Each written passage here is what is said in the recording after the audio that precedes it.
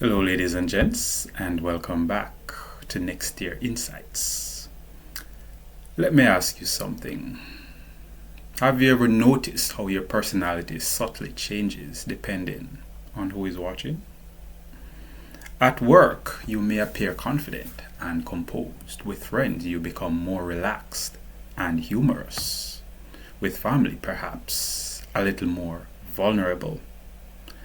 And when you are completely alone, another version of you emerges. If we behave differently in different contexts, then which version of us is the real one? What if social life is not simply a series of interactions, but something much closer to a theater? A stage where each of us performs a version of ourselves that we hope the world will accept and believe. So in this video, we will explore 3 layers of this idea. First, why human beings naturally perform social roles. Second, the psychology behind impression management. And third, the deeper philosophical question of where the performance ends and the true self begins. Part 1, the social stage. Imagine walking into a job interview. Your posture straightens, your vocabulary becomes more formal, and you're still you. But you're presenting a particular version of yourself. Later that evening, you meet friends for dinner and your speech relaxes. You joke more and reveal different aspects of your personality. So, which version is authentic? Well, both, because human identity is contextual.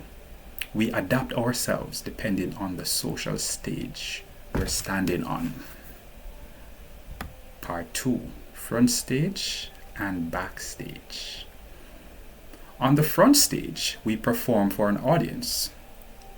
We regulate emotions, manage body language, and choose our words carefully in order to shape the impression others receive. Behind the scenes, there's the backstage, the private space where the performance stops and the individual can relax and drop the mask. But the front stage is not necessarily deception. It is often simply selective expression. So now let's delve into the neuroscience of social identity. Human beings evolved in deeply social environments where belonging to a group was essential for survival. As a result of this, the brain developed systems that constantly evaluate how we are being perceived. Regions such as the prefrontal cortex help regulate behavior in social situations, while social cognition networks help us anticipate how others may judge us. In simple terms, the brain continuously adjusts our behavior to maintain acceptance and harmony within social groups. Consider a young graduate entering their first professional job. At first, they may feel like they are playing the role of a professional. They observed how experienced colleagues speak and conduct meetings. Initially, it feels like acting, but over time, the performance becomes a habit, and habit slowly becomes identity. So now let's delve into the paradox of authenticity. We often believe authenticity means never performing, but identity is not something we simply discover. It is something we develop through repeated behavior. Sometimes the person we become is the person we first learned to perform.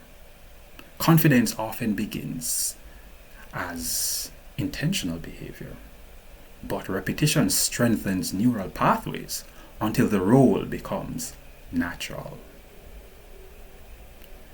So if identity shifts depending on the situation, where does the true self exist? Some philosophers argue identity is simply the sum of our performances. Others believe the authentic self appears only when no audience is present. Perhaps the truth lies somewhere in between.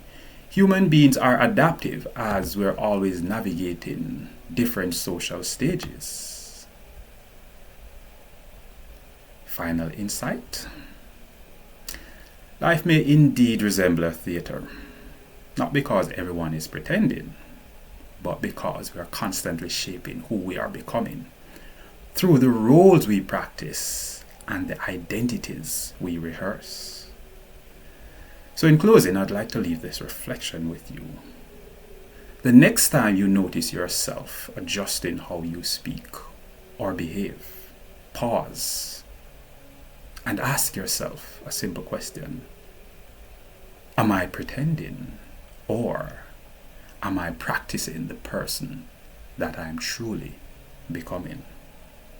So on that note, if you found this video insightful, reflective, or even edifying, I encourage you to register your satisfaction by liking, sharing, and subscribing.